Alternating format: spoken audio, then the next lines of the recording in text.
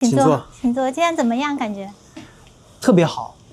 对，是会有不一样的感觉吗？对，就是跟你以前的片子。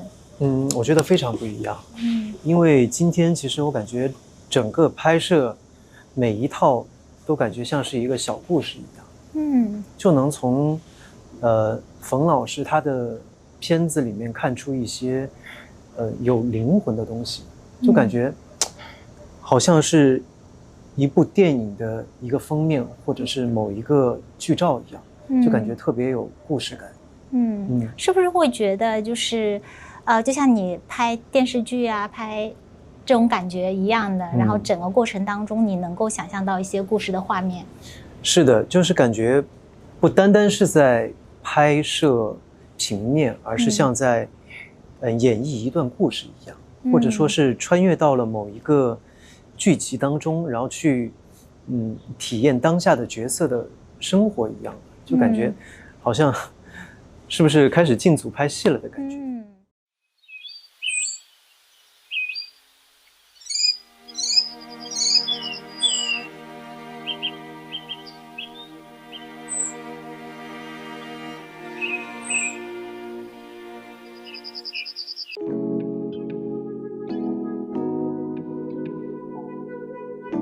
这14年，我只要把演员做好，我觉得对于我来说，我就能够扎稳脚跟。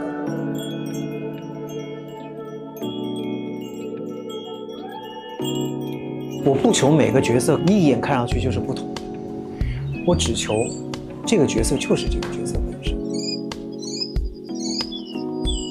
一定要有激情和新鲜感，否则你就会疲。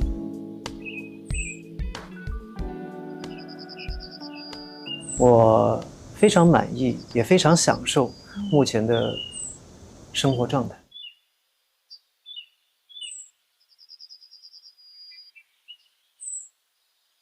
最近在忙什么？最近的话，就是进组前的一些准备工作，包括一些通告的工作安排。是不是会有一部新的电视剧要跟大家见面？目前没有水龙吟会和大家见面的通知。是不是每拍一部戏都会觉得就是热血沸腾，就是在每一部戏里面会很沉浸式吗？是的，因为我是属于只要是工作了，那就必须得拿出120%的精力去完成它，去做好它。就你在挑剧的时候，你最看重的是什么？其实首先这个问题我觉得就会有歧义，因为其实不能说是演员去挑什么东西，你作为演员，你自己的本职工作就是演好你的戏。你会经常看自己演过的戏吗？去复盘？会。当我回看我自己演的戏的时候，我能非常明确地发现自己哪里不好，哪里有问题。所以说呢，在我一步一步戏的积累，一步一步戏的复盘之后，我就会把这种不好的地方去其糟粕，留洗精华。会不会对自己太苛求了？我觉得这不会啊，我觉得这是一件非常愉快的事情，也是一件非常有意思的事情。所以你是一个对自己要求特别高的人。当然了，当然了，就你每一件事情都希望做到一个完美和极致。对。就当他没有达到一个很完美、很极致的这种状态的话，你会不停地鞭策自己去做得更好。对。就是那你会就是有这么多的时间吗？其实我会觉得时间特别的紧张吧。我虽然是艺人，我需要涉及的范畴就像您说的一样，涉及的范畴其实可能是比较广的。但是我的本职工作无非就是演员和歌手。那么重中之重就是演员。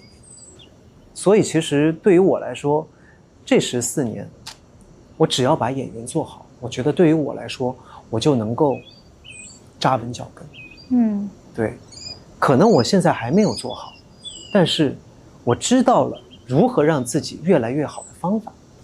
所以现在你是越来越笃定于自己的生活、事业以及未来。对。我非常满意，也非常享受目前的生活状态。有没有曾经被动过？就是演员其实是一个很被动的职业。当然有过。在这样的状态下，你是怎么鼓励自己的？因为其实我知道罗云熙是狮子座，狮子座的就是好胜心会很强，但是呢，狮子座又不会被打倒。就你是怎么经历过那段，就比如说你觉得比较低潮的时期，然后是否认自己的一些时期？其实我觉得还蛮神奇的吧。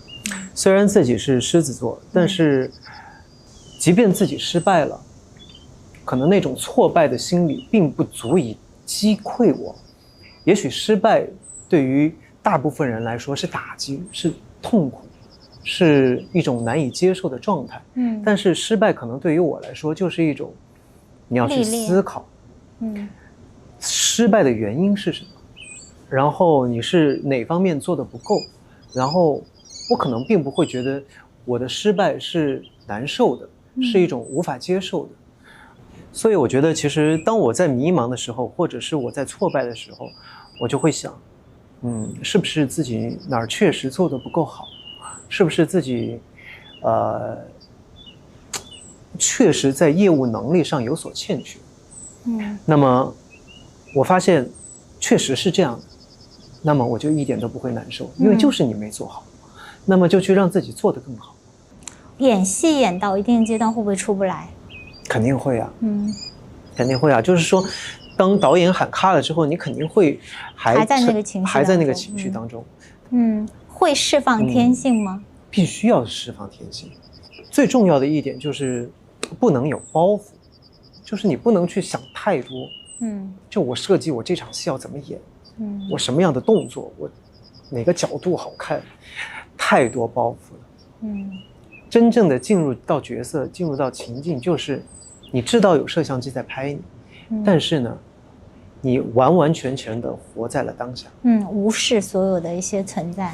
你要知道镜头在哪，你还是得知道你现在是在拍戏，但是呢，你就要更加的进入到当下，这就是很矛盾，但是很重要的一点。就是你在演这些就是需要很大的这种情感抒发的这样的戏的过程当中，你会当下的这种情绪会奔到一个极点，可能会出不来的这种状态吗？